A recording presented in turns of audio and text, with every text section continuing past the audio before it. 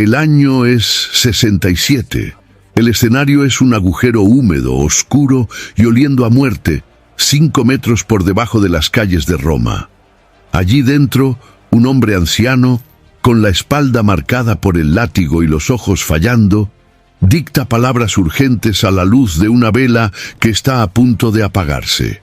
Nos enseñaron a mirar ese momento y ver solo a un teólogo escribiendo versículos bíblicos. Pero la realidad de ese momento era mucho más tensa y peligrosa.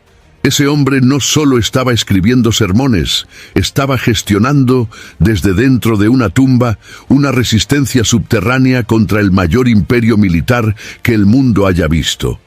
Aquellos pergaminos enrollados no eran solo literatura sagrada, eran instrucciones de supervivencia, contrabandeadas por una red de agentes invisibles que pasaban por las barreras romanas arriesgando su propia cabeza. Lo que estaba en juego allí no era solo tinta en el papel, sino el futuro del único mensaje capaz de liberar a la humanidad, protegido por un hombre que sabía que su tiempo se estaba acabando. Muchas veces, cuando abrimos el Nuevo Testamento, tenemos la tendencia de visualizar un ambiente tranquilo, como si el apóstol Pablo estuviera sentado en un escritorio de madera pulida, con una taza de té caliente al lado, escribiendo tranquilamente reflexiones teológicas para el futuro. Pero la realidad descrita en fragmentos como 2 de Corintios, capítulo 11, versículos 23 al 28, nos muestra un escenario brutalmente diferente, donde cada palabra fue forjada en la fragua del sufrimiento y de la urgencia. Pablo no estaba solo enseñando, él estaba liderando una resistencia subterránea contra la mayor potencia militar que el mundo jamás había visto, y hacía esto muchas veces desde un agujero húmedo, rodeado de excremento y oscuridad. El Imperio Romano, con su Pax Romana, aplastaba cualquier disidencia, y los cristianos no se reunían en templos con aire acondicionado, sino en sótanos, cuevas y en la parte trasera de casas comerciales, siempre con el miedo de un operativo policial que podría costar la vida de familias enteras. Las cartas, por lo tanto, no eran meros sermones dominicales, eran documentos de supervivencia, manuales de guerra espiritual e instrucciones de emergencia para comunidades que estaban a un paso de ser aniquiladas por la cultura pagana o por la persecución estatal. Y es aquí donde la historia se vuelve aún más oscura, ya que lo que estaba en juego no era solo la organización de una religión naciente, sino la preservación de la propia verdad que liberaría a la humanidad. Si estas cartas fueran interceptadas por un soldado romano que entendiera la profundidad de esa revolución silenciosa, serían quemadas y sus portadores ejecutados como traidores de César. El sistema de comunicación de Pablo era una red oculta, una tela invisible de lealtad que operaba justo bajo la nariz del emperador Nerón. Mientras el imperio usaba el cursus publicus, el sistema de correo oficial, para mover órdenes de ejecución y cobro de impuestos, Pablo utilizaba esclavos, comerciantes y mujeres valientes para transportar el antídoto contra el veneno de Roma. Cada papiro enrollado, cada pedazo de pergamino cargaba el peso de una responsabilidad eterna, y la tinta utilizada muchas veces se mezclaba con las lágrimas de un hombre que sabía que su tiempo se estaba agotando. No podemos mirar estas 13 cartas y ver solo doctrina. Necesitamos ver el sudor frío de quienes las escribieron y el corazón acelerado de quienes las recibieron. La atmósfera no era de tranquilidad académica, sino de una sala de guerra improvisada, donde las noticias que llegaban eran casi siempre alarmantes. Hermanos siendo arrestados, herejías destruyendo la fe de los sencillos y divisiones internas amenazando con hacer implosionar lo que había sido construido con tanto sacrificio. Pablo necesitaba ser quirúrgico. No tenía el lujo de escribir borradores infinitos.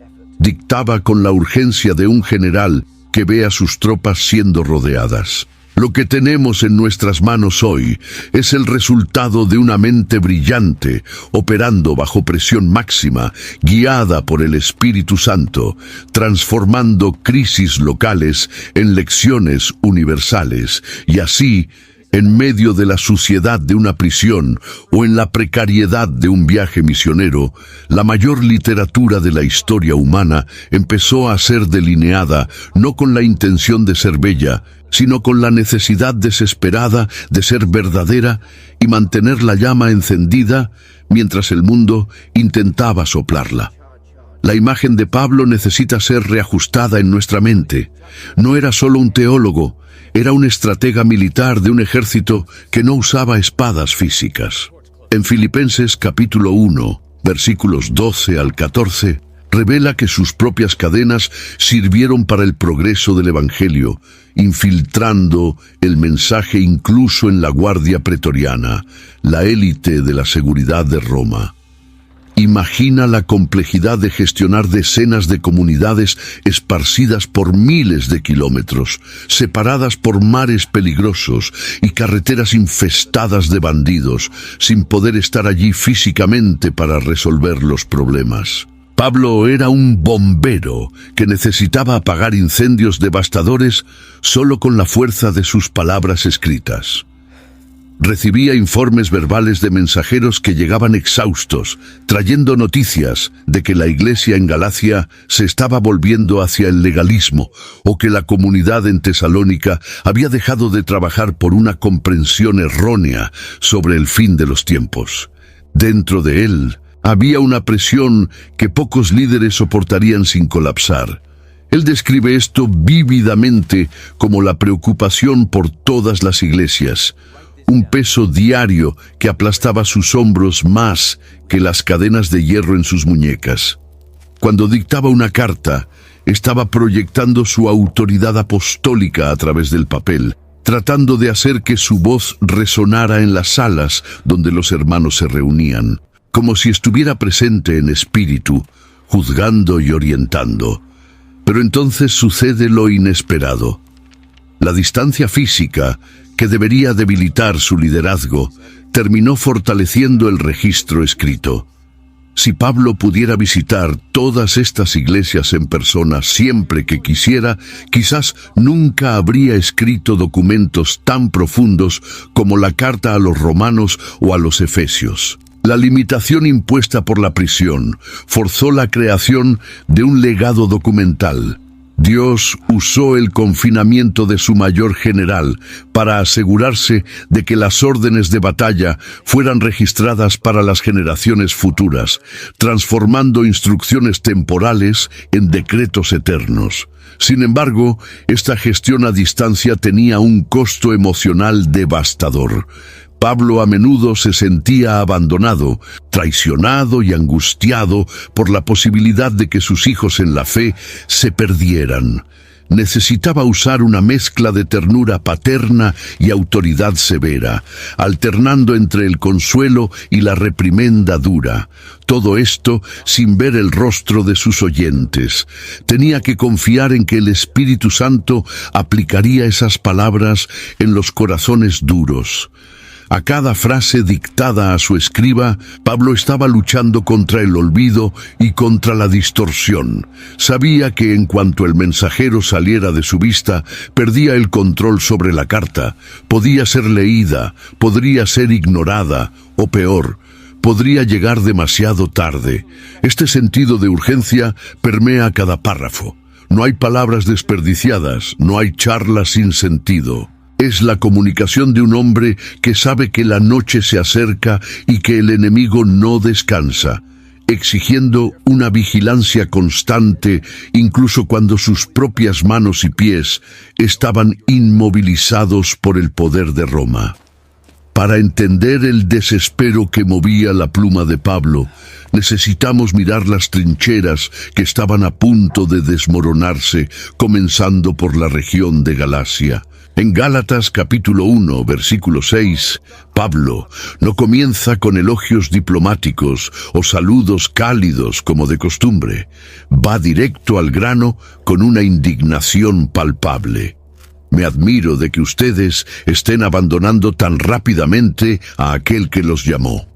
La situación allí era crítica. Falsos maestros se habían infiltrado, agentes dobles dentro de la propia fe, tratando de convencer a los nuevos convertidos de que la libertad en Cristo no era suficiente y que necesitaban volver a las ataduras de la antigua ley ceremonial. Pablo vio esto no como una simple divergencia de opinión, sino como un cáncer que mataría al cristianismo en su cuna. Si no intervenía con violencia verbal y claridad teológica absoluta, la Iglesia se convertiría en solo otra secta judía irrelevante, y el mensaje de la gracia sería sofocado. Escribe con letras grandes, con su propia mano, gritando a través del papiro para despertar a un pueblo que estaba siendo hipnotizado por el error. Pero si en Galacia el problema era el legalismo, en Corinto el escenario era de anarquía moral absoluta. Un verdadero caos, donde lo sagrado y lo profano se estaban mezclando de forma obscena. En 1 Corintios capítulo 5, versículo 1, llega al conocimiento de Pablo que había inmoralidad sexual dentro de la iglesia que ni siquiera entre los paganos se solía ver.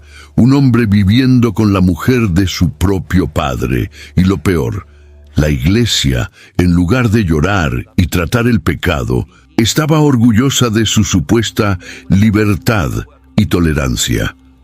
Corinto era una ciudad portuaria, cosmopolita, llena de templos dedicados a la diosa del amor carnal, y esa cultura estaba invadiendo la santidad de la cena del Señor.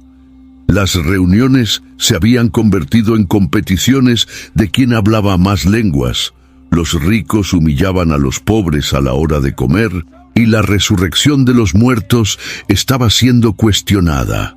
Pablo necesitaba desactivar esta bomba de tiempo antes de que explotara y destruyera el testimonio del Evangelio en esa ciudad estratégica. Solo que había un problema oculto. Pablo sabía que sus cartas podrían ser la última oportunidad de rescate. En Corinto, su autoridad estaba siendo cuestionada por superapóstoles que cobraban por la enseñanza y ridiculizaban la apariencia débil y la oratoria simple de Pablo. Tuvo que luchar en dos frentes, combatir el pecado del pueblo y defender su propio derecho a liderarlos. Es una batalla emocional intensa, donde expone su corazón, su vulnerabilidad y su firmeza. Escribe no como un académico distante, sino como un padre que ve la casa ardiendo con los hijos dentro. La tristeza, según Dios, que menciona posteriormente en 2 Corintios capítulo 7, versículo 10, muestra que el objetivo no era solo corregir el comportamiento, sino generar un arrepentimiento profundo que salve el alma. Estas cartas son el registro de un rescate dramático, donde cada argumento era una cuerda lanzada para sacar a la iglesia del abismo de la irrelevancia y de la muerte espiritual. Cuando leemos sobre los viajes misioneros y el envío de epístolas, muchas veces imaginamos un mapa con líneas punteadas que se trazan mágicamente de una ciudad a otra, ignorando el terror real que significaba poner un pie en el camino en esa época. En 2 Corintios, capítulo 11, versículo 26, Pablo nos da un vistazo aterrador de lo que esperaba a cualquiera que se atreviera a viajar. Peligros de ríos, peligros de salteadores, peligros de los de mi nación, peligros de los gentiles. Las famosas carreteras romanas, como la Vía Apia o la Vía Egnatia, aunque eran maravillas de la ingeniería que conectaban al mundo, eran también corredores de muerte para quienes no viajaban con escolta armada. No existía policía para proteger a civiles comunes, mucho menos mensajeros de una secta ilegal. Un portador de cartas solitario era un blanco fácil para bandidos. los llamados latrones, que no dudaban en degollar a un viajero por un par de sandalias o por un saco de monedas, dejando el cuerpo pudrirse en la cuneta para servir de aviso. Pero el peligro no venía solo de los hombres. La propia naturaleza parecía conspirar contra la propagación del mensaje. Las cartas necesitaban cruzar cadenas de montañas congelantes, como los montes Tauro, donde el clima cambiaba en minutos, o enfrentar la furia impredecible del mar Mediterráneo, capaz de despedazar barcos de madera como si fueran juguetes.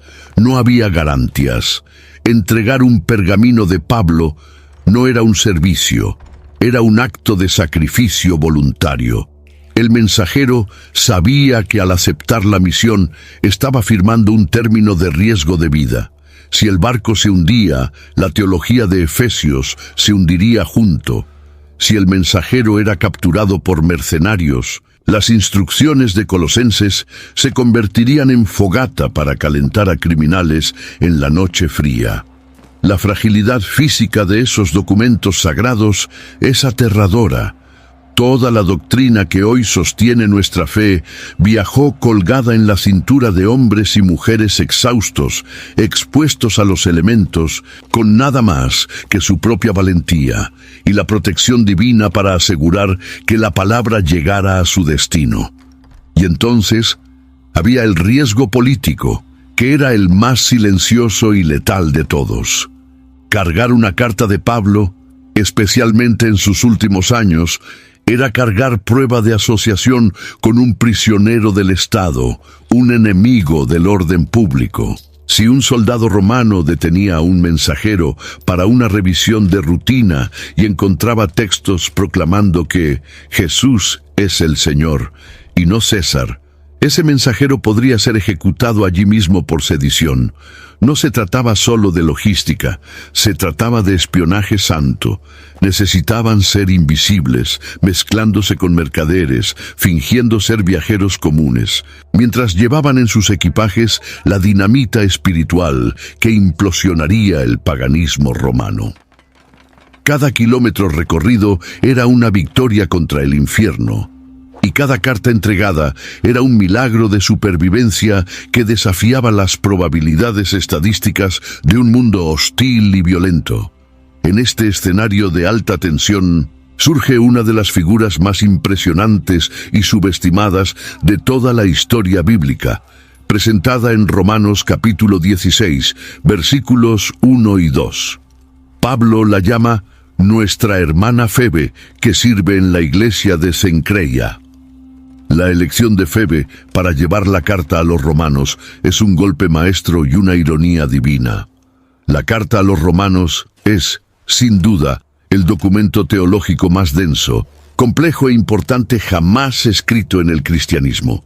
Contiene la explicación definitiva sobre la justificación por la fe, la depravación humana y la soberanía de Dios. Y Pablo confía este tesoro invaluable no a un soldado, no a un príncipe, sino a una mujer que probablemente escondió el rollo de papiro entre los pliegues de sus vestiduras para protegerlo durante el viaje de Cencreia hasta la capital del imperio.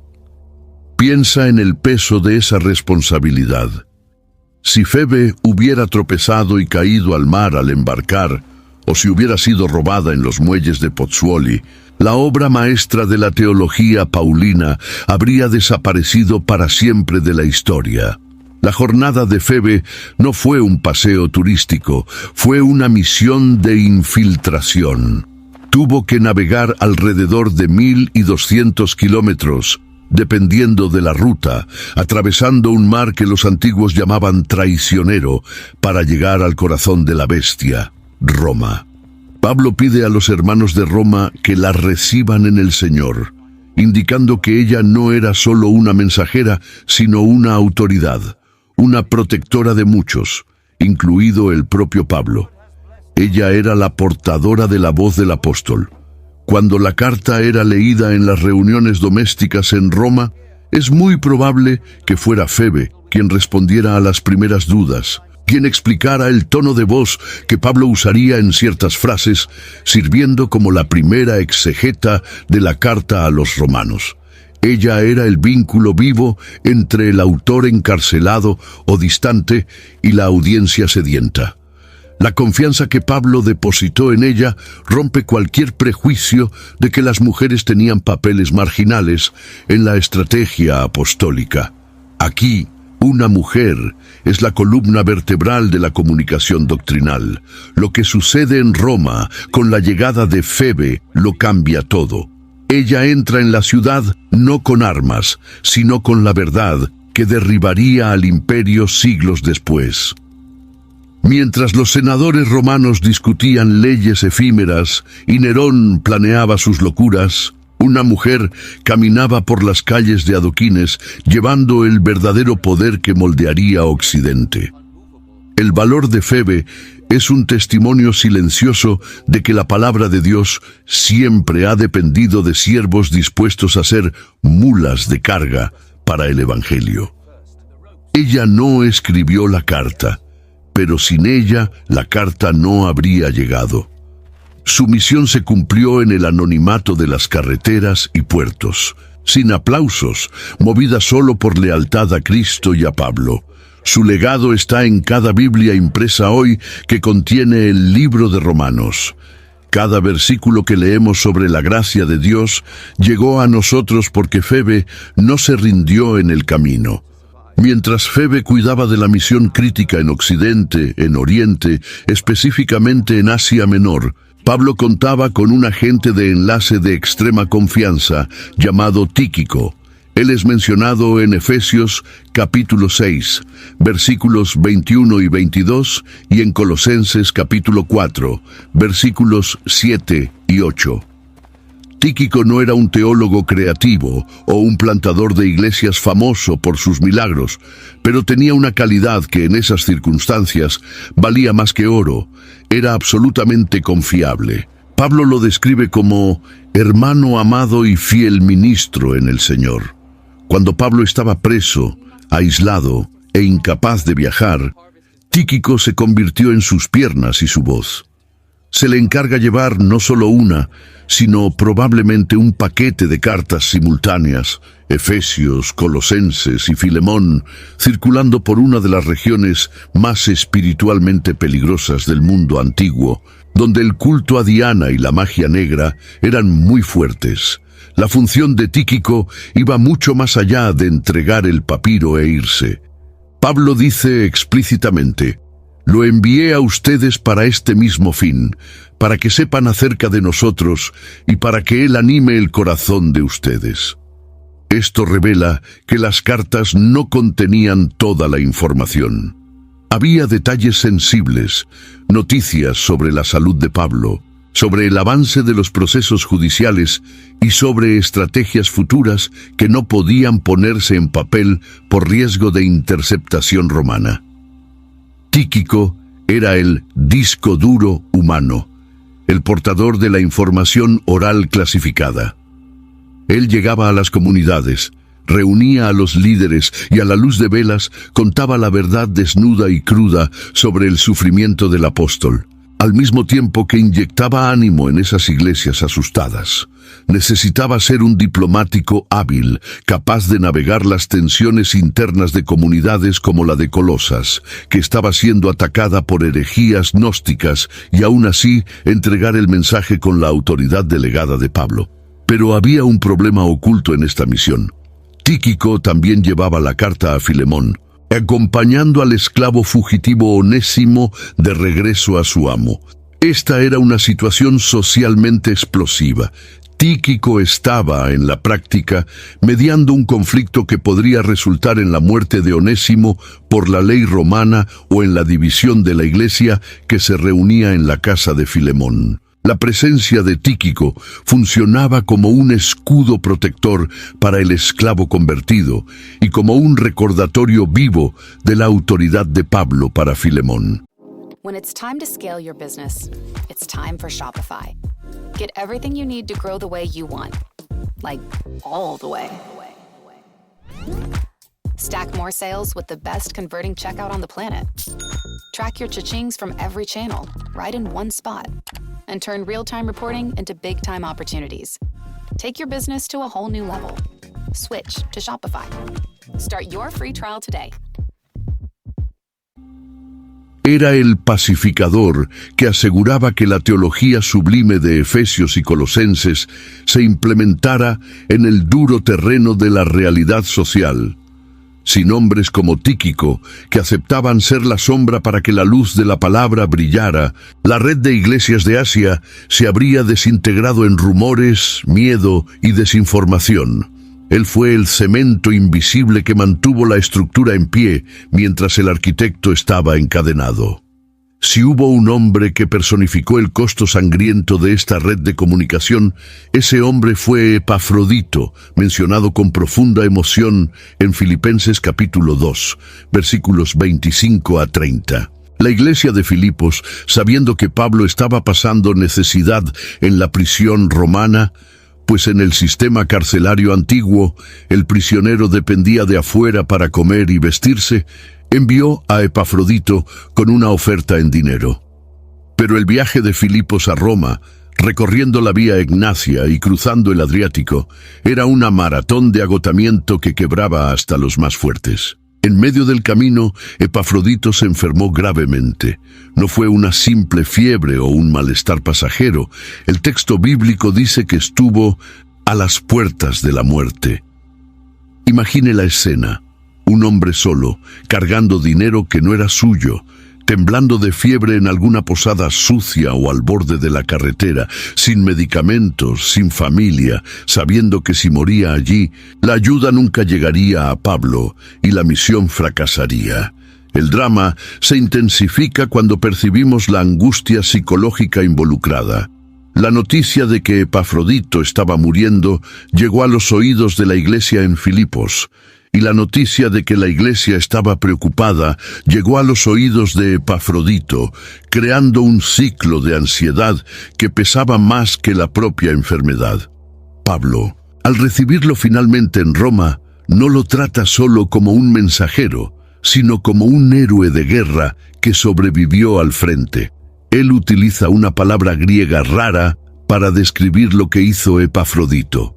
Él jugó su vida como en un juego de dados, por la obra de Cristo. Apostó todo, arriesgando su propia existencia física para suplir lo que faltaba en el servicio de los filipenses. Epafrodito llegó a Roma físicamente destruido, una sombra del hombre que partió, pero con la misión cumplida. La carta a los filipenses, que es la carta de la alegría, fue devuelta a manos de ese hombre convaleciente para hacer el camino de regreso. Y es aquí donde la historia cobra un contorno de suspense real. Pablo envía a Epafrodito de regreso no solo con agradecimientos, sino con la propia carta a los filipenses en la maleta. Ese hombre que casi murió en el camino ahora tenía que enfrentar el regreso, cargando un documento que enseñarían sobre la paz que sobrepasa todo entendimiento. Si Epafrodito hubiera fallecido en el camino de regreso, quizás nunca habríamos leído frases como «Todo lo puedo en aquel que me fortalece». La supervivencia de Epafrodito fue la garantía de la supervivencia del texto. Él es la prueba de que la teología del Nuevo Testamento no cayó del cielo en paracaídas dorados. Fue transportada a las espaldas de hombres comunes que amaban a Dios hasta el punto de casi morir de cansancio y enfermedad en las polvorientas carreteras del imperio. Para visualizar de dónde salieron las últimas y más punzantes palabras de Pablo, necesitamos descender a los sótanos de la historia, específicamente a lo que la tradición señala como la prisión mamertina o el Tullianum, descrito indirectamente en el contexto de 2 Timoteo, capítulo 4, versículo 6, donde Pablo dice que ya está siendo derramado como ofrenda de bebida. Este lugar no era una prisión domiciliaria cómoda como la descrita en Hechos. Era el corredor de la muerte. El Tullianum era un agujero en el suelo, una cisterna subterránea fría, húmeda e infestada de ratas, donde los enemigos del Estado esperaban la ejecución. No había ventanas, solo una apertura circular en el techo por donde descendía la poca comida y por donde, eventualmente, sacarían al prisionero para ser decapitado. El olor era insoportable, una mezcla de alcantarillado antiguo y la putrefacción de la muerte, diseñado para quebrar el espíritu de cualquier hombre, incluso antes de que la espada tocara su cuello. Pero ahí sucede lo inexplicable. Pablo transforma ese agujero inmundo en el cuartel general de la resistencia cristiana. En lugar de sucumbir a la locura o al desespero en aquellas tinieblas absolutas, utiliza ese espacio confinado para orquestar el futuro de la Iglesia. Desde allí, incluso encadenado y dependiendo de Lucas, solo Lucas está conmigo, como dice en 2 Timoteo capítulo 4, versículo 11.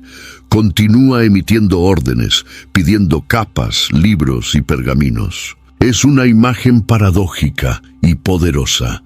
El hombre más libre del mundo estaba preso en el lugar más estrecho de Roma. Mientras Nerón gobernaba desde un palacio dorado, rodeado de lujo y paranoia, Pablo gobernaba los corazones de los fieles desde un calabozo apestoso, lleno de paz y certeza. La luz que emanaba de ese agujero oscuro era más fuerte que el sol del mediodía, porque allí se estaban redactando las palabras que guiarían a la humanidad por milenios. La conexión humana en esta red se vuelve vital aquí. Para que una carta saliera de allí, alguien tenía que tener el valor de ir hasta la boca del pozo, sobornar a los guardias, arriesgarse a ser asociado con un condenado a muerte y recoger el papiro de las manos temblorosas del apóstol. Onesíforo, mencionado en 2 Timoteo capítulo 1, versículos 16 y 17, es uno de esos héroes que no se avergonzó de las cadenas y buscó a Pablo diligentemente en Roma hasta encontrarlo en aquel estado deplorable. Visitar la Mamertina no era una obra de caridad simple, era poner un blanco en la espalda. Cada visita, cada intercambio de mensajes era una operación de riesgo. La prisión intentó silenciar a Pablo, aislarlo y humillarlo, pero fracasó miserablemente. Las paredes de piedra podían atrapar el cuerpo del apóstol, pero no podían atrapar la palabra de Dios, que se filtraba por las grietas de aquella mazmorra para inundar el mundo.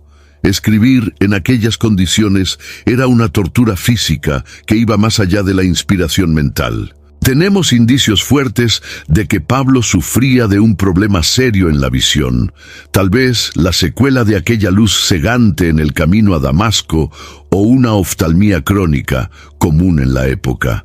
En Gálatas capítulo 6, versículo 11, él hace una observación conmovedora. Vean con qué letras grandes estoy escribiendo de mi propio puño. Eso no era solo un estilo de caligrafía. Era la evidencia de un hombre que necesitaba forzar los ojos, acercando el rostro al papiro, luchando contra la penumbra de la celda y la propia falla biológica para dejar su marca. En la mayoría de las veces, Pablo dictaba sus cartas a un amanuense, un escriba profesional, como Tercio, que se identifica en Romanos capítulo 16, versículo 22. Pablo andaba de un lado para el otro, cuando las cadenas lo permitían, o se sentaba en el suelo frío, derramando el flujo de pensamientos mientras otro escribía. Pero el proceso no era exento de dolor. Imagina dictar cartas apasionadas y complejas, mientras cadenas de hierro pesadas rozan en las muñecas y en los tobillos, abriendo heridas en la piel a cada gesto más brusco. En Colosenses capítulo 4, versículo 18 y en 2 Tesalonicenses capítulo 3, versículo 17, Pablo hace hincapié en tomar la pluma al final y escribir el saludo con su propia mano. Yo, Pablo, escribo este saludo. Esto servía como una firma digital de la época, una prueba de autenticidad contra las cartas falsas que ya circulaban en su nombre. Pero también era un esfuerzo hercúleo. Para un hombre con las manos posiblemente hinchadas por los malos tratos y la visión nublada, trazar aquellas letras finales era un acto de pura voluntad y amor. La tinta que manchaba sus dedos se mezclaba con la suciedad de la prisión, creando un documento que era literalmente sucio y sagrado al mismo tiempo. Esa dificultad física añade una capa de peso a cada palabra que leemos. Cuando él escribe sobre paciencia o sufrimiento, no está teorizando desde una biblioteca. Él está viviendo eso en la piel, sintiendo el dolor en las articulaciones y el ardor en los ojos, mientras intenta asegurar que el mensaje llegue correcto. El acto de escribir era, en sí mismo, una batalla contra el cuerpo que quería desistir y contra el ambiente que quería silenciarlo. El costo físico de la escritura nos recuerda que la Biblia no nos fue dada gratis. Costó la salud, la visión y la energía vital de hombres como Pablo, que gastaron hasta la última gota de su fuerza física para que la verdad espiritual pudiera ser leída por nosotros hoy. El contraste no podría ser más absoluto. Un hombre confinado en un espacio minúsculo, vigilado día y noche por un soldado armado, escribiendo sobre la libertad infinita y las regiones celestiales. Es exactamente eso lo que encontramos en las llamadas cartas de la prisión: Efesios, Filipenses, Colosenses y Filemón. En Efesios capítulo 2, versículo 6, Pablo declara que Dios nos resucitó juntamente con Él y nos hizo sentar en los lugares celestiales en Cristo Jesús. Piensa en la audacia de esta afirmación. Mientras sus pies tocaban el suelo inmundo de una prisión romana o de una casa bajo custodia, su mente y su espíritu navegaban por dimensiones de gloria que César jamás podría conquistar. La teología de estas cartas no es una fuga de la realidad, sino una invasión del cielo en la tierra. Pablo no estaba ignorando sus cadenas, las estaba resignificando. En Efesios capítulo 6, versículo 20, se autodenomina embajador en cadenas. Para la lógica romana, un embajador preso es un embajador fallido, derrotado. Para Pablo, las cadenas eran solo el uniforme de servicio de un diplomático que estaba operando en territorio enemigo hostil. Pero Dios aún no había dicho la última palabra sobre el contenido de estos mensajes. El ambiente de restricción forzó a Pablo a mirar hacia adentro y hacia arriba, produciendo una cristología, el estudio sobre quién es Cristo, que es la más elevada de todo el Nuevo Testamento. En Colosenses capítulo 1, versículos 15 a 20, describe a Jesús no solo como un maestro o un Mesías judío, sino como la imagen del Dios invisible, el creador de tronos, soberanías, principados y potestades. ¿Por qué usaría este lenguaje tan cósmico y grandioso? Porque estaba en el centro del poder mundial, Roma, donde el emperador era adorado como Señor del universo. Pablo estaba escribiendo una teología de confrontación directa. Miraba las insignias imperiales, el poderío de las legiones romanas y escribía: Cristo es la cabeza de todo principado y potestad. Les estaba diciendo a los cristianos de Colosas y de Asia: no se intimiden con Roma, el Jesús que adoramos es más grande que el Nero que nos persigue. Esta teología fue forjada bajo presión. Necesitaba ser indestructible para sostener la fe de personas que serían arrojadas a los leones. Esta profundidad, sin embargo, venía acompañada de una ternura desarmante, como vemos en la carta a los Filipenses, conocida como la Carta de la Alegría. ¿Cómo puede un hombre que no sabe si estará vivo la semana siguiente escribir «regocíjense siempre en el Señor»? Esto desafía cualquier explicación humana sobre el estado emocional de un prisionero. Pablo estaba enseñando, a través de su propia experiencia, que la alegría cristiana no depende de las circunstancias externas, sino de una conexión inquebrantable con la fuente de la vida. Las cartas del cautiverio, Son, por lo tanto, el triunfo de la mente de Cristo sobre la brutalidad del sistema romano. Prueban que puedes encarcelar al mensajero, pero no puedes encarcelar el mensaje, y mucho menos puedes encarcelar el espíritu de aquel que fue liberado por la verdad. Cada línea de estas epístolas lleva el ADN de un milagro, la capacidad de ver la gloria de Dios a través de las rejas de una prisión. Entre los grandes tratados teológicos existe un billete corto, casi personal, que carga en sí una carga explosiva capaz de demoler las bases sociales del mundo antiguo, la carta a Filemón. A primera vista, parece solo una petición de favor. Pablo pide a Filemón, un líder cristiano rico de Colosas, que reciba de vuelta a Onésimo, su esclavo fugitivo, que se convirtió en la prisión al encontrar a Pablo. Pero no te engañes con la brevedad del texto. Lo que Pablo hace en Filemón, versículo 16, es revolucionario. Él pide que Onésimo sea recibido no más como esclavo, sino por encima de esclavo, como hermano amado.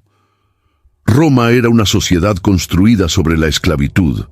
La economía, la estructura doméstica y el poder dependían de la sumisión absoluta de una clase sobre otra.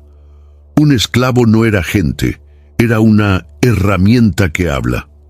Huir era un crimen capital, y el dueño tenía el derecho legal de marcar al fugitivo con hierro caliente o matarlo. Lo que acontece aquí es una subversión táctica genial.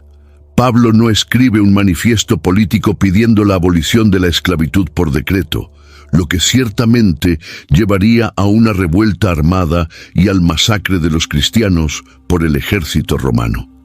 En lugar de eso, él planta una semilla en el corazón de la relación entre señor y esclavo, que hace la esclavitud imposible de ser sustentada a largo plazo. Si Filemón realmente es cristiano y acepta a Onésimo como hermano amado, ¿cómo puede continuar siendo su dueño de forma opresora? ¿Cómo puedes poseer a alguien que es parte del mismo cuerpo de Cristo que tú?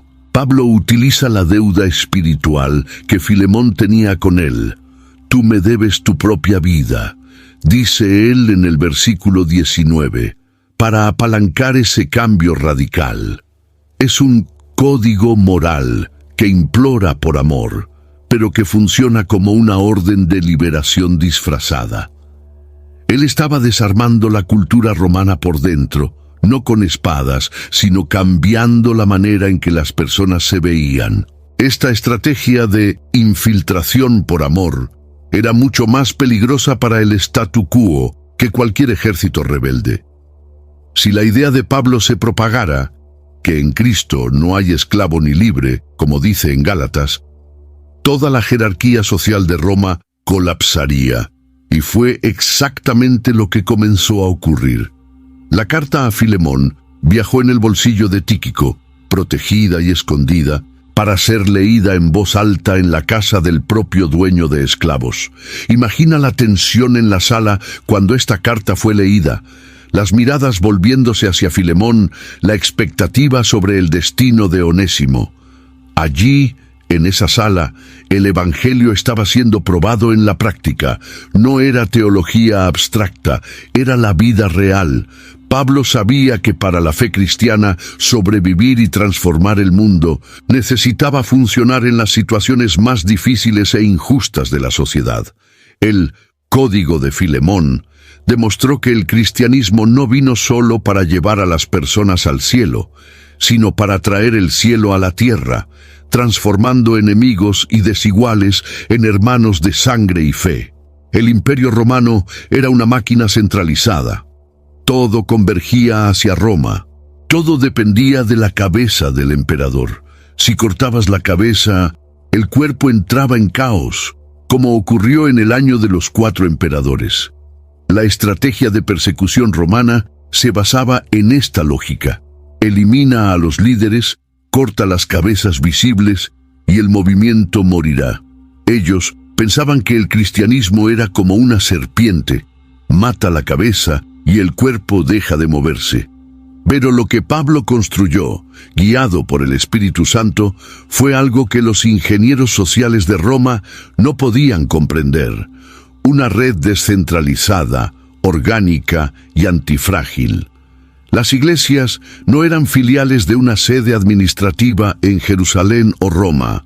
Eran cuerpos locales, completos en sí mismos, conectados no por una burocracia, sino por una corriente sanguínea invisible de cartas, mensajeros itinerantes y el Espíritu Santo. En 1 Corintios capítulo 12, versículo 27, Pablo dice: Ahora ustedes son el cuerpo de Cristo y cada uno de ustedes individualmente es miembro de ese cuerpo. Esta visión eclesiológica era la mayor defensa de la iglesia. Cuando Pablo estaba preso, la iglesia de Filipos continuaba operando. Cuando los líderes de Tesalónica eran atacados, la iglesia de Berea continuaba predicando. No había un único punto de falla. La prisión de Pablo, que debía paralizar la misión, en realidad activó otros nodos de la red. En Filipenses capítulo 1, versículo 14, él admite: la mayoría de los hermanos, motivados en el Señor por mis cadenas, se atreven a hablar con más valentía la palabra de Dios, sin temor. I had that dream again. My small business needs to hire, but I don't use LinkedIn, and I hire wrong. So then I'm doing IT, and when I go to plug the servers in, they become sentient, and they won't let us access our network unless we forward their chain emails and memes to more and more and more people, and then I wake up. Don't let hiring nightmares ruin your dreams. LinkedIn Jobs' new AI assistant finds and invites best-fit candidates to apply, so you can discover talent you may have missed. Post your job for free at linkedin.com/quality. Start hiring today with LinkedIn. La tentativa de silenciamiento generó un efecto multiplicador. Al encarcelar al general, Roma inadvertidamente forzó a los soldados a asumir responsabilidades de liderazgo, haciendo la red aún más robusta y difícil de ser erradicada. Esta estructura de red permitía que las cartas circularan de forma viral. Pablo instruye en Colosenses capítulo 4, versículo 16. Después que esta carta sea leída entre ustedes, hagan que también sea leída en la iglesia de Laodicenses y que ustedes lean la de la Odisea. Había un sistema de copia y distribución embebido en el ADN de la iglesia primitiva. Una carta llegaba, era copiada frenéticamente a la luz de velas por escribas aficionados, y las copias eran despachadas para las ciudades vecinas. Si el original era destruido por los romanos, 10 copias ya estarían circulando en otras regiones. Era una guerra de información donde el imperio, con toda su fuerza bruta, no podía seguir la velocidad y la resiliencia de la Internet de papiro de Pablo. Podían matar a los mensajeros, podían quemar los rollos que encontraban, pero no podían parar la red, porque la red no estaba basada en un lugar, sino en una relación viva entre las comunidades. El sistema que el imperio no previó fue su propia ruina, pues no se puede matar lo que no tiene una única cabeza física que ser cortada. Existe un momento en la vida de todo gran guerrero en que la batalla deja de ser contra ejércitos externos y pasa a ser contra el frío, el tiempo y la soledad. Y ese momento es capturado con una tristeza cortante en 2 Timoteo capítulo 4, versículos 13 y 21. Pablo, el hombre que sobrevivió a naufragios, apedreamientos y azotes, hace un pedido que parece trivial, pero que carga una humanidad devastadora. Cuando tú vengas, trae la capa que dejé en Tróade, en la casa de Carpo, y los libros, principalmente los pergaminos. Él está en la prisión mamertina y el invierno está llegando. El frío en las celdas subterráneas de Roma era letal. La humedad penetraba en los huesos de hombres jóvenes. Imagina lo que hacía con un anciano lleno de cicatrices antiguas. Aquella capa no era un artículo de moda, era la única barrera entre él y una muerte lenta por hipotermia. La imagen del gran apóstol temblando en la oscuridad, pidiendo su viejo abrigo de lana, desmonta cualquier visión de un superhéroe intocable y nos presenta a un hombre vulnerable que sentía frío y necesitaba el confort físico de un pedazo de tela familiar. Pero el pedido no para en la capa. Él pide los libros, principalmente los pergaminos. Aún al borde de la muerte, con la sentencia prácticamente decretada, la mente de Pablo continuaba hambrienta. No solo quería calentarse, quería seguir estudiando, seguir orando, seguir absorbiendo la revelación de Dios hasta el último segundo de vida.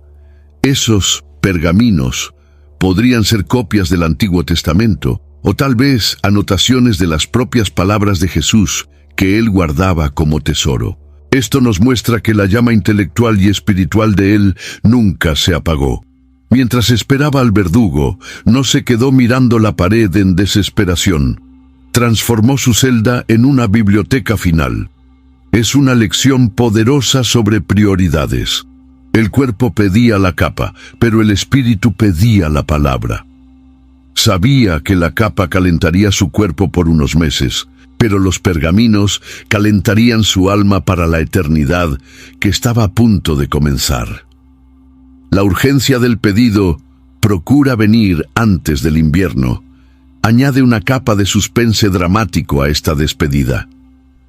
Pablo sabía que, cuando llegara el invierno, el mar Mediterráneo se convertiría en mare clausum, el mar cerrado para la navegación debido a las tormentas violentas. Si Timoteo se retrasaba, los barcos dejarían de circular y Pablo moriría solo, sin ver a su hijo en la fe una última vez y sin recibir el confort de aquella capa. Es un grito de socorro contenido, de un padre que quiere ver al hijo antes de cerrar los ojos para siempre. No sabemos si Timoteo llegó a tiempo. La Biblia guarda silencio sobre este reencuentro, dejándonos solo con el eco de la súplica de Pablo. Este silencio nos fuerza a sentir el peso del aislamiento que él soportó para que el Evangelio llegara hasta nosotros. El invierno no era solo una estación del año, era el fin de una era, el crepúsculo de una vida que fue derramada hasta la última gota en favor de una causa mayor. El enfrentamiento final entre el reino de Dios y el Imperio Romano culminó en un camino fuera de los muros de Roma, probablemente en la Vía Ostiense. De un lado, Nerón, el emperador loco que utilizaba cristianos como antorchas humanas para iluminar sus jardines. Del otro, Pablo, un prisionero viejo, bajo y posiblemente enfermo.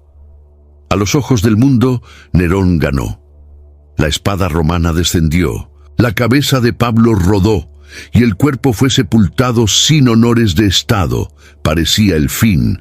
Roma tenía el monopolio de la violencia y la capacidad de apagar la existencia física de sus enemigos.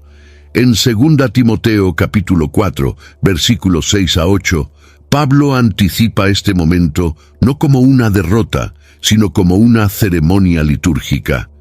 En cuanto a mí, ya estoy siendo derramado como ofrenda de bebida. Él no veía su muerte como un asesinato estatal, sino como la última libación, la última gota de vino derramada sobre el altar de sacrificio a Dios. Pero la victoria de Nerón fue una ilusión completa y patética. La espada puede matar al mensajero, pero no puede decapitar el mensaje. En el momento en que la hoja tocó el cuello de Pablo, su voz, en lugar de ser silenciada, fue amplificada para la eternidad. Nerón cometió suicidio pocos años después, odiado por su propio pueblo, y su dinastía acabó en desgracia. El Imperio Romano, que parecía invencible, se derrumbó bajo el peso de su propia corrupción y de las invasiones bárbaras siglos después. ¿Y Pablo? Las cartas de aquel prisionero ejecutado sobrevivieron al fuego, sobrevivieron a la persecución, sobrevivieron a la caída de Roma y se convirtieron en la base moral y espiritual de toda la civilización occidental. Hoy colocamos nombres de Pablo en nuestros hijos y llamamos a nuestros perros Nerón. La historia invirtió los roles de forma humillante para el tirano. La pluma, debilitada y empapada en tinta barata, resultó ser infinitamente más poderosa que la espada forjada en el mejor acero romano. Esta vuelta histórica nos enseña que la fuerza bruta es impotente contra la verdad. Roma intentó quemar los rollos, intentó arrojar a los lectores a los leones, intentó barrer el nombre de Jesús de la historia. Pero cada vez que mataban a un cristiano, la red oculta se fortalecía. La sangre de los mártires, como dijo Tertuliano, se convirtió en la semilla de la iglesia. La muerte de Pablo no detuvo la red, la validó. Si él hubiera negado la fe para salvar su propia piel, sus cartas habrían perdido valor. Pero porque él firmó lo que escribió con su propia sangre, aquellas palabras ganaron un peso de autoridad que ningún filósofo griego o legislador romano jamás logró alcanzar. Nerón pensó que se estaba deshaciéndose de un problema. Poco sabía él que estaba creando al mártir más influyente de la historia, asegurando que las palabras de Pablo jamás fueran olvidadas. Al mirar hacia atrás, hacia esta trayectoria de sufrimiento, estrategia y fe, somos confrontados con el milagro de la preservación. ¿Cómo es posible que pedazos de papiro frágil, escritos en griego koiné, transportados por caminos peligrosos y escondidos de soldados romanos, hayan llegado intactos hasta su mesa de noche hoy? Estadísticamente, estas cartas deberían haber desaparecido. No fueron grabadas en piedra o oro, eran materiales perecederos. Sin embargo, la providencia divina blindó estos textos. Dios usó la red oculta, Febe, Tíquico, Epafrodito, Lucas, Timoteo, para crear una corriente ininterrumpida de custodia. Cada copista que pasaba noches en vela, transcribiendo letra por letra, cada creyente que escondía un fragmento de carta dentro de una vasija de barro antes de ser detenido, todos ellos fueron guardianes del tesoro que hoy llamamos Nuevo Testamento. El legado de Pablo es una tinta que nunca se ha secado. Sigue húmeda, fresca y viva, reescribiendo historias en este momento. Cuando Lutero leyó Romanos, capítulo 1, versículo 17, Europa fue volteada de cabeza y la Reforma protestante estalló. Cuando Agustín leyó Romanos, capítulo 13, el mayor teólogo de la antigüedad se convirtió. Cuando Wesley oyó el prefacio de Lutero a los Romanos, su corazón fue extrañamente calentado y comenzó el avivamiento metodista. Estas 13 cartas desesperadas no son piezas de museo, son organismos vivos. Siguen entrando en prisiones modernas, en hospitales, en palacios y en favelas, liberando mentes y salvando almas con la misma potencia que tenían en el primer siglo. La voz de Pablo, ronca y cansada en la prisión mamertina, hoy suena como un trueno en miles de idiomas alrededor del globo. Y ahora, el bastón está en sus manos. La red oculta no ha terminado, solo ha cambiado de formato. Hoy no necesitamos esconder pergaminos en nuestras vestiduras para cruzar el imperio, pero tenemos la responsabilidad de no dejar que este mensaje se detenga en nosotros. Pablo cumplió su carrera, guardó la fe y dejó el testimonio. Hizo su parte en el gran esquema de la redención, orquestando la expansión del reino desde un agujero. La pregunta que resuena en los pasillos de la historia ya no es sobre lo que Pablo hizo, sino sobre lo que haremos con lo que él nos dejó.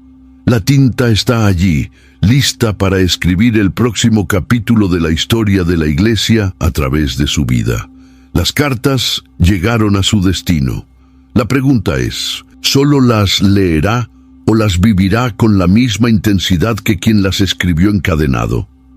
Muchos arriesgaron su propia vida para que hoy pudiéramos tener acceso a estas palabras en libertad. Ahora, la misión de mantener esta verdad circulando está en nuestras manos. Sea parte de esta alianza de quienes buscan profundidad bíblica. Inscríbase en el canal y envíe este relato a alguien que necesita redescubrir el alto precio de nuestra fe. Y dígame en los comentarios, ¿cuál de estas cartas ha marcado más su camino hasta hoy? Daisy.